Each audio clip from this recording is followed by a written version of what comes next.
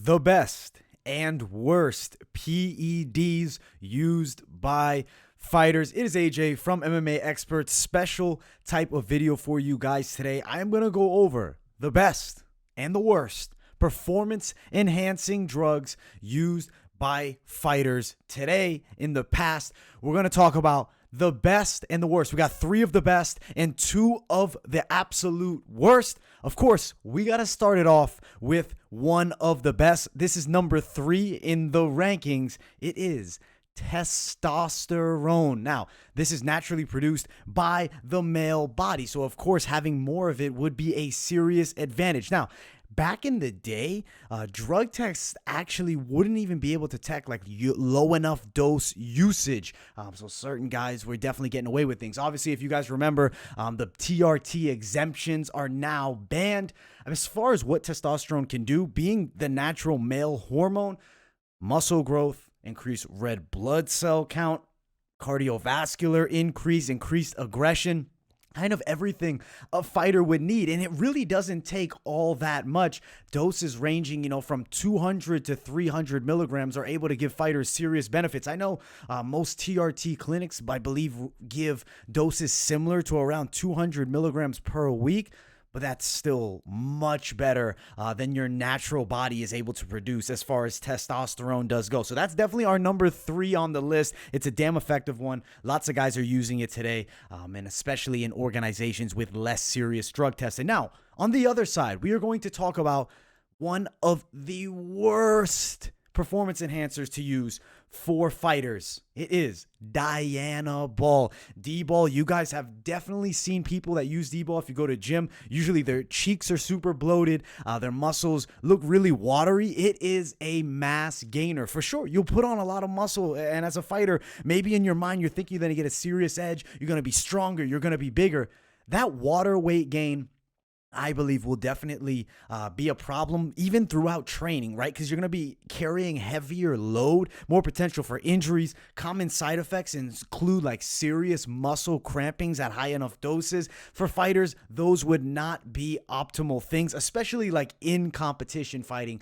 Something like D-ball would not be something that would be used if you are very specific, about what you're going to be taking. Granted, a lot of guys, they're probably just getting any enhancement they can. In their mind, they think they're going to be able to, have serious edges over the competition with something like this. I think it's absolutely the worst. Guys pop for it still under USADA. Plenty of people had definitely one of the worst to use as far as mixed martial arts fighting in general goes, whether boxing, mixed martial arts, kickboxing, etc. But let's jump to the good ones, because there is another of the positives. I would say this is the number 2 best performance enhancer that fighters use. John Jones has popped for it. It is Turinabol. T-ball is an absolute amazing anabolic for people who want increased athletic performance. Its whole purpose is to allow you to have more power per pounds of body weight. So you're going to have more strength output. You're going to be more explosive. You're going to also notice, more lean body mass while simultaneously losing fat. And if you look at the drug testing still today, you stop 20 days before usually you're able to pass. So it is definitely a commonly used substance. For a long time, they actually weren't able to catch you unless it was like 3 days of recent usage, which is why I believe it is definitely one of the best for fighters to use. Not recommending that anyone do this, but it definitely, for fighters that are competing at the highest of levels, would be a serious advantage over the competition. Hence why elite level fighters like John Jones would test positive for it. Whether he denied those accusations or not, he did test positive for this substance here. Now, going back to the worst, this one is something that Fabricio Verdum has actually tested positive for in the past. It is Trenbolone. This right here, I would say, is the absolute worst for mixed martial artists, but it is what you would say is the holy grail of bodybuilding. It's going to allow you to put on insane strength, insane muscle gains, insane fat loss, but simultaneously killing your cardiovascular system. You will notice substantial losses of cardio. You will be gassed walking up a flight of stairs taking something like this. Now, Also, being, terrible for the cardio. One positive note for fighters, I guess it could help, the mentality. You become an insane alpha male, like beyond normal alpha male. You're a psychotic alpha. You're ready to fight at the drop of a dime. These are the guys that you see walking around, usually weightlifting gyms, that freak out at an instant. They're probably pitch red and their veins look absolutely insane.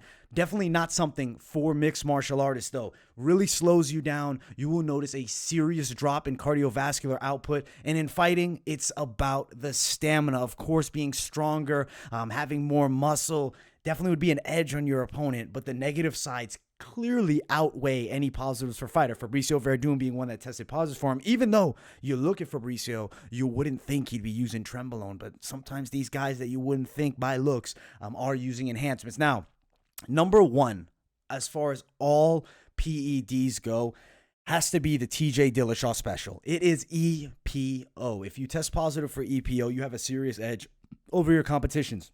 The cardiovascular increase by EPO is off the charts. What it does is increase your red blood cell count to a near maximal level. I mean, if you look, all anabolics do, like testosterone will increase that natural red blood cell count, but not to the extent of EPO. And it's also very hard to test for. For years, it was almost impossible to catch people using it. You look, legendary bicyclist Lance Armstrong tested positive for EPO and obviously got all his medals stripped. It's a serious edge you'll have over competitions for going rounds. Also, it's going to be a serious edge if you're cutting weight, which fighting is really built upon weight cuts. Obviously, that's why some fighters in the past have chosen to do such a thing. There's going to be more that will use these substances. By no means am I recommending anyone take this as advice. This is purely for educational and informative content, as well as to entertain the people following.